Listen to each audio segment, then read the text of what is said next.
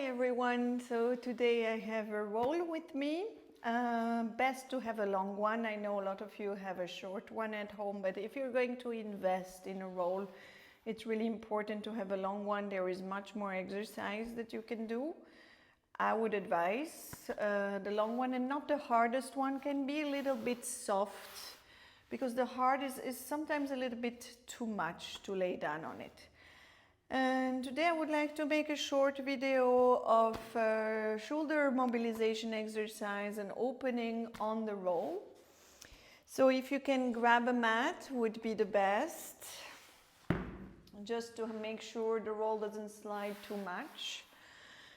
And then the best way, the easiest way to sit or to lay down on it, and if you feel your back needs a support, I will advise to have an extra small mat on top, but normally you don't really need it. And then trying to go on the front edge, make sure the feet are grounded so you don't lose your balance. You can always help yourself to hold the ground to be able to slowly lay down on the roll. If you're tall, make sure, I never have that problem, make sure you have the full spine on the roll. And if you have some spots that are hurting, might be that at the moment it's blocked. So the most important thing here is to first find the head leaning on the wall. If the whole spine doesn't touch, don't worry. Make sure your feet are anchored. And then just taking the moment first to allow the spine to melt on the roll for a second.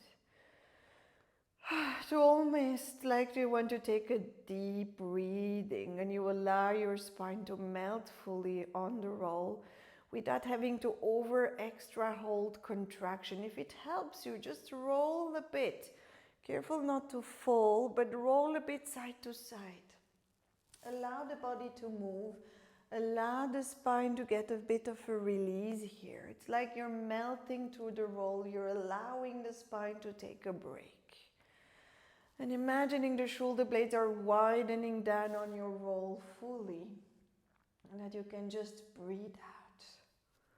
And if you feel that it's working well, and then make sure you anchor your feet not to lose your balance, bringing both arms up towards the ceiling. If it's too hard for your head, by the way, just make sure you have something to support the head. Bring then both arms over the head. Maybe it won't go that low, so check where is your range of motion. Ideally your hands will touch the ground, but if they don't worry for it. You don't have to touch the ground, you can make it here. The most important is the feeling of melting. And then you just slide your arms on the ground if possible, and if it doesn't go all the way, allow the body to get adjust. Check if your range of motion can get bigger every time. Don't forget to take deep breathings. Allow the spine to get a release. Allow the chest to open.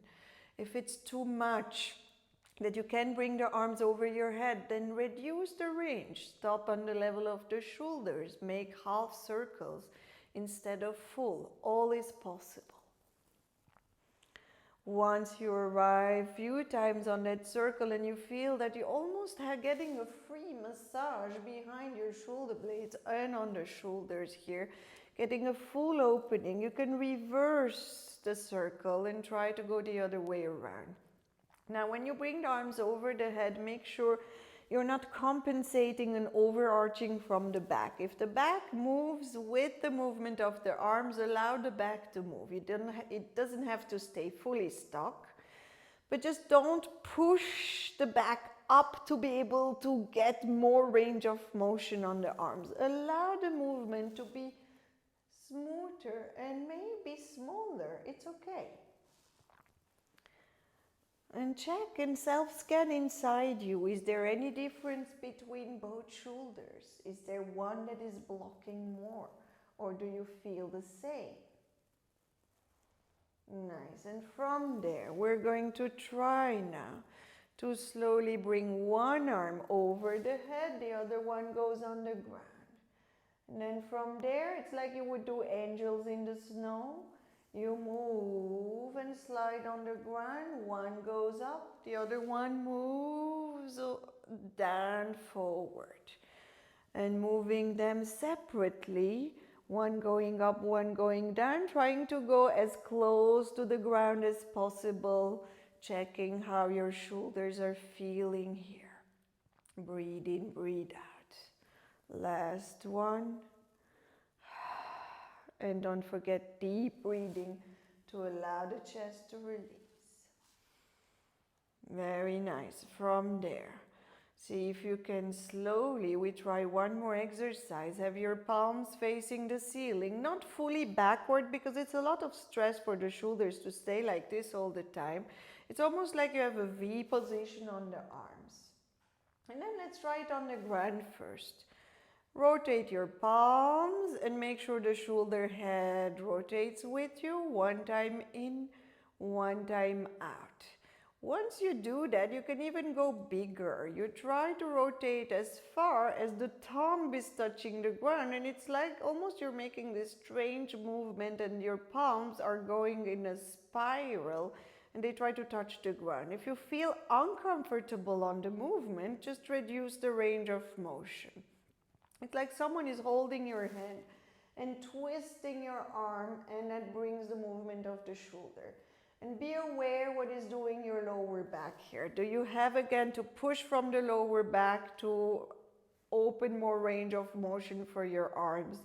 If it's the case, please do it smaller. And maybe lifting the arms a bit up in the air if it's fine for you, and doing the same exercise of spiraling of rotation while you still allow your spine to melt and your shoulder blades to still be wide and melt on that roll. Let's do one more. Taking deep breathings. Nice. And then allow again the movement of the spine to go side to side slowly, rolling almost the roll under you. And then you have two choices. If you want the challenging way, you roll yourself up, lifting the arms up and come up on your roll, trying to keep your balance while you do it. Or you can just have fun, and I will try not to lose my balance while I try to show you. Then you just slide yourself on the ground and allow yourself to fall on the ground. All right. And check how your shoulders are feeling. Do you have more range of motion now? How is the back feeling? And I hope it helped. Thank you very much for watching. Make sure you leave me some comments. Take care and see you soon. Bye.